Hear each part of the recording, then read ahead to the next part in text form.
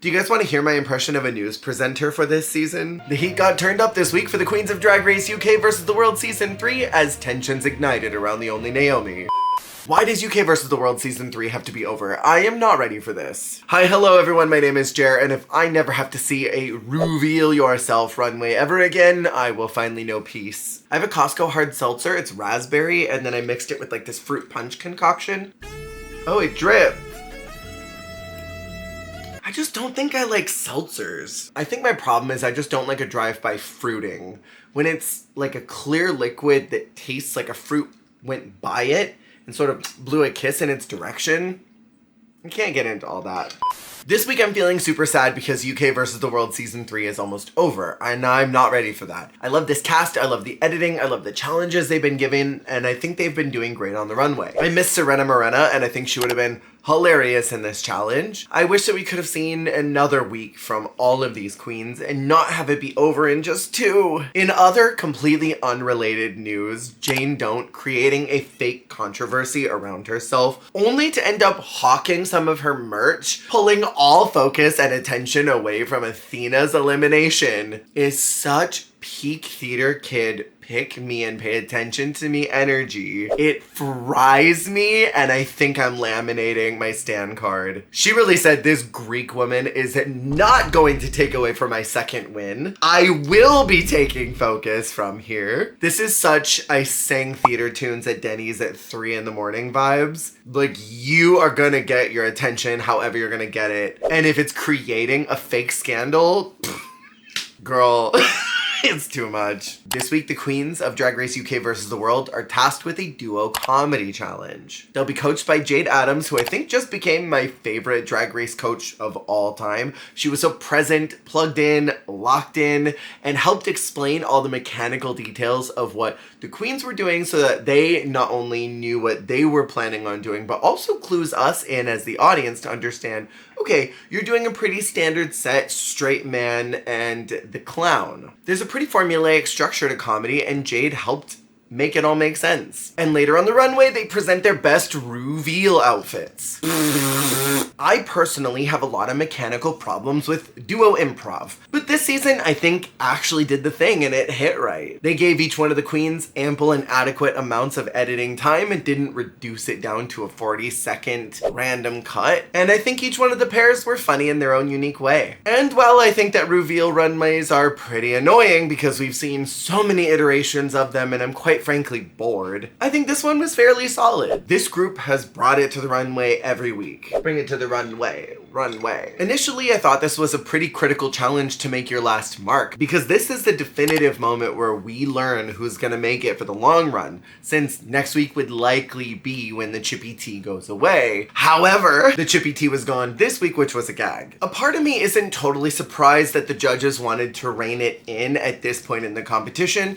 They usually do at top 5, top 6, because they want to have full control and power over who's going to the finale. They don't need that sabotaged in any way, shape, or form. What I am surprised about is that they didn't say, at least last week, this is the last one, make it count. And I wonder if that affected some of the gameplay. We'll get into that soon. So let's get into my placements for the week, as well as stories and runway. In my first position, I put Fontana. I am a stan through and through of this woman who just came out as trans, and I am so extremely proud of her. But also objectively, she did incredible this week. She stood on that stage with a comedy queen, Kate Butch, and she held her own ground. And that's especially impressive after she fumbled not only the snatch game, but also the acting challenge, which were extremely heavy on comedy skills. So she emerged out of her struggle point and was able to prove that she can connect with comedy. She had a big moment at the top of the week, airing out that Naomi didn't care whether or not she made it to the finale. These were things that were said behind the scenes and off camera, and I always feel a little bit funny about dredging up things that we were not privy to. But I understand her feeling vulnerable after having lip sync last week,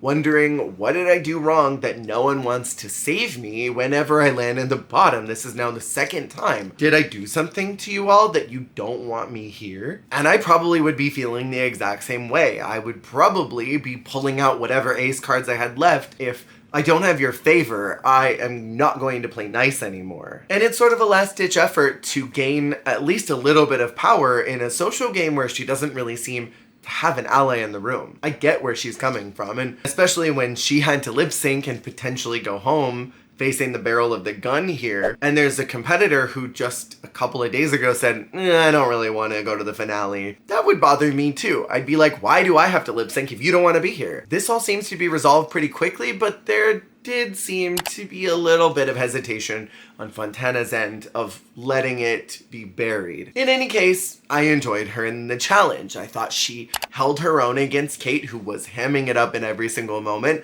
was not relying on her cards. And while Fontana did have to keep referencing her cards, English is her what?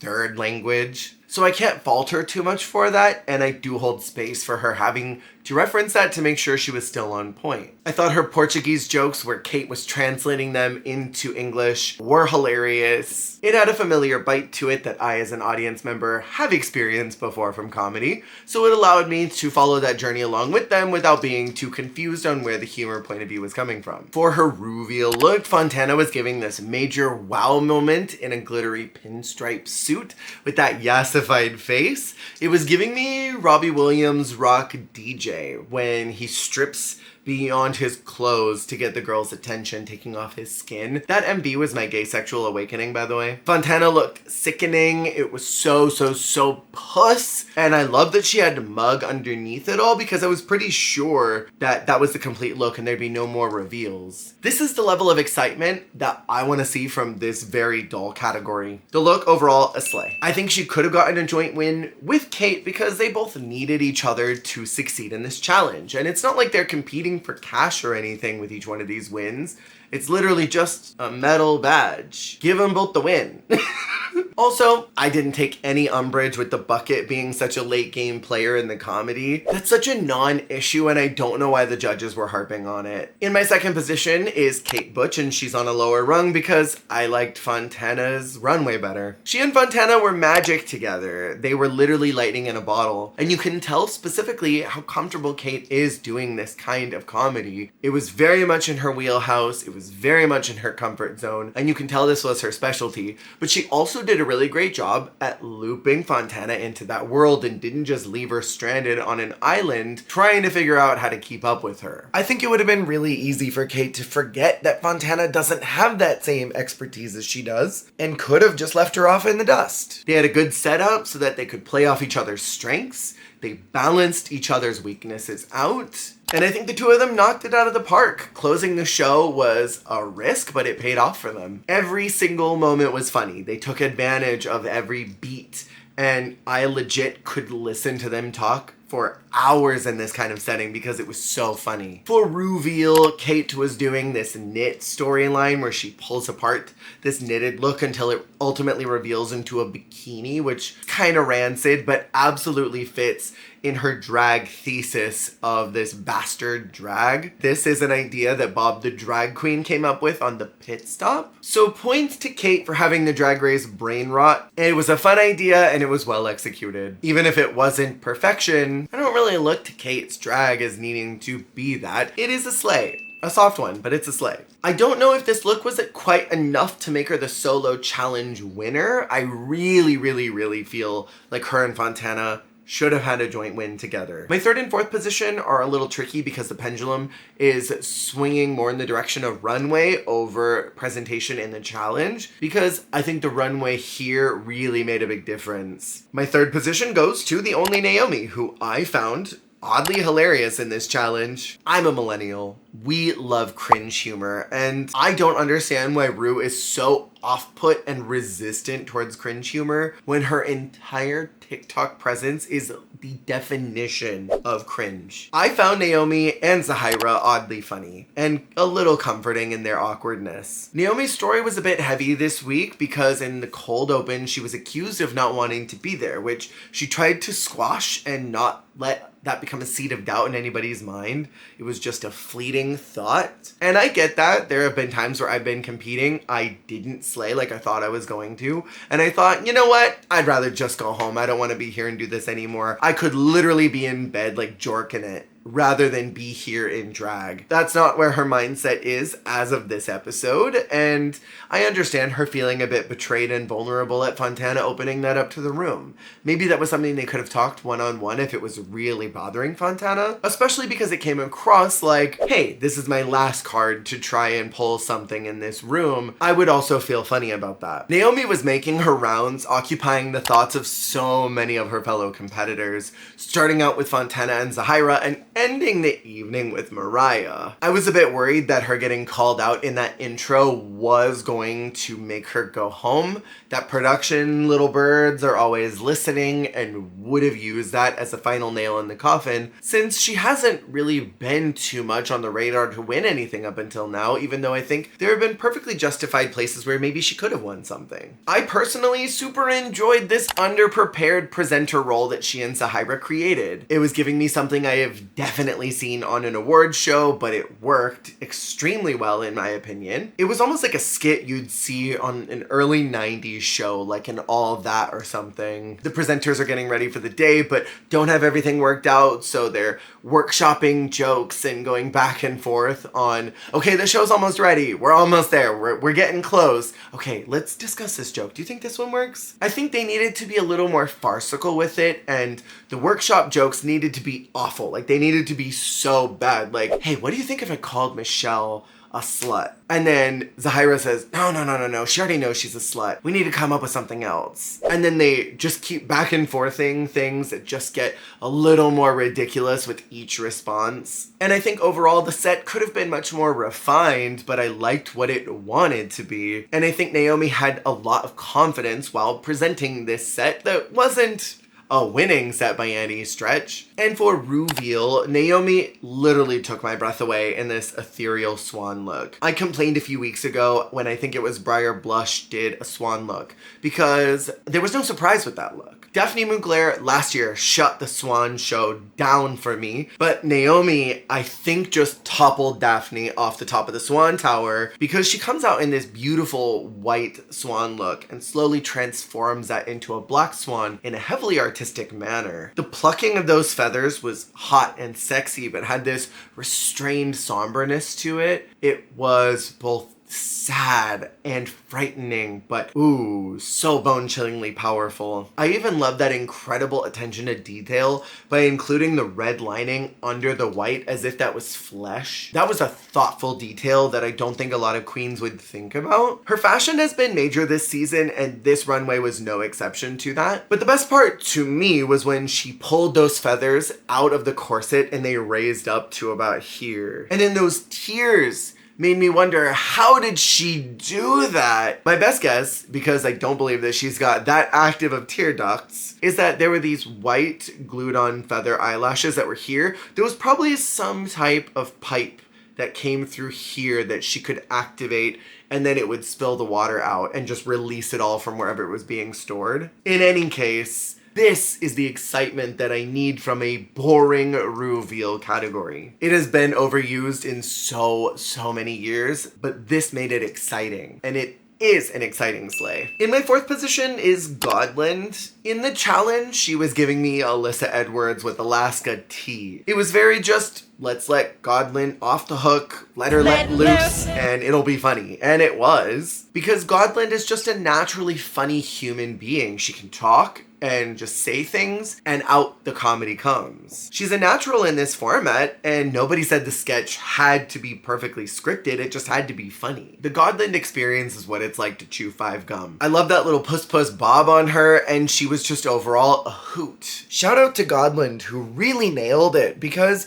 in Thailand 3, during their improv challenge, she struggled, and she overcame that bad moment so spectacularly here. For reveal, she looked super pretty. She starts out with this Thai human puppet and then reveals to a Thai dancer. She infused her culture into this look, which I think is very important for a Versus the World. She brought something to the stage that we haven't seen before. I love this iridescent glitter blue with her complexion, and most importantly, I love that it was one piece and there is nothing left on the runway. As soon as it is pulled off, it transforms into that cape, and that was fierce. It's a stunner, it's an absolute slay of a look. She worked it out on the runway once again. And then my bottom positions are rough. I don't know which is worse, not really standing up against your partner in a challenge and kind of getting lost, or straight up dimming your shine so that your partner can thrive more than you. I think it's worse to diminish your talents in an effort to help someone else succeed. Your job is to be funny. Your job is to help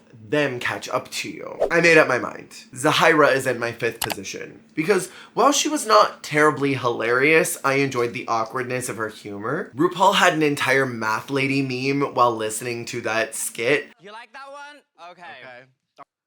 Well, yeah.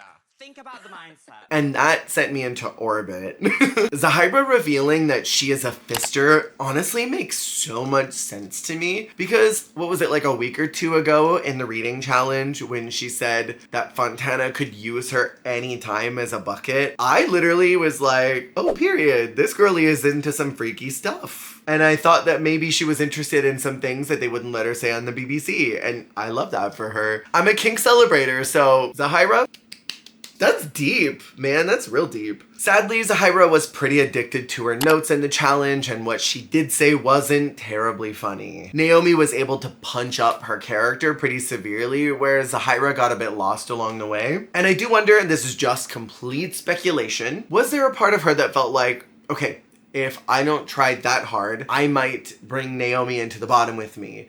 And Kate very likely is going to win this challenge because it's Kate and she's hilarious. This is her wheelhouse. So if I land in the bottom with Naomi, maybe with this knowledge that Naomi doesn't really want to go to the finals, maybe Kate won't save her. Maybe she'll save me. And then we'll put this UK alliance to the test officially, and I might have a chance to slide on through. That obviously wasn't the case, but I do wonder. Maybe she thought, I don't need to try as hard because I've got the chippy tea potentially. Just a question. I don't know anything. And for her reveal look, she was beautiful in peach, but then the reveal wasn't everything to me. It's pretty par for the course level of reveal. And for me, there were a lot of textures on the dress that I wasn't loving as one cohesive package. I wish that it all matched the beauty and intricacy of that headpiece. It's sadly a chop for me, much like her comedy set. I think it got lost somewhere in translation. Zahira throughout the season has been so criminally ignored by these judges, and I have been complaining about it for the last couple of weeks. I feel like she could literally do anything perfectly and they would not like it. And so I wish that she had made a little bit more of a mark earlier on, that the judges wouldn't be so over her now, because it seems like as of the last 2 weeks, they just were done with her before the challenge even started. I feel like if Ru could have had it her way, Zahira would have been bottom 2 every single week. And I don't really understand why. And then my 6th and final position goes to Mariah. Because Mariah won last week, she got to assign the order of the comedy sketch. And she tried to be super fair with the distribution, asking everybody where they wanted to go in that lineup. She put herself and Godland in the middle of the event, which I think wasn't a bad strategic move. It allows them to sort of catch up if the first group isn't very funny, and if they're able to really knock it out, they sort of put the last group in a weird position because they have to then catch up to their energy. So it's not a bad spot to be in. I thought her and Godland were silly, but Mariah wasn't doing very much. I think Kate said it best. She was so focused on allowing Godland to shine that she forgot to do the same thing for herself. It's admirable that she wanted to look out for Godland, who English is not her first language, and wanted to give her some space to be able to thrive, but that was to her own disadvantage. I got so much secondhand embarrassment when Mariah did her crunchy split. And then when she tried to convince the audience about her fashions, as she's standing there in a white palazzo pant, a silver armor-like corset, and then one of those down-under non-wig wigs. And you could see the audience viscerally not want to clap for it. And then for reveal, woof. Lucy's face crack was so damn valid. It's a pretty horrible look. Man, it's horrible. I hated how bulky this was. It just sort of swallowed her, and not even in a fun way. I have a pretty negative visceral reaction to this flat, matte, gross-looking gray, and I could not believe that Ru liked this. Last thing I'm gonna say before I chop it, because it's a chop, this isn't even a proper reveal. It's like saying, I just revealed.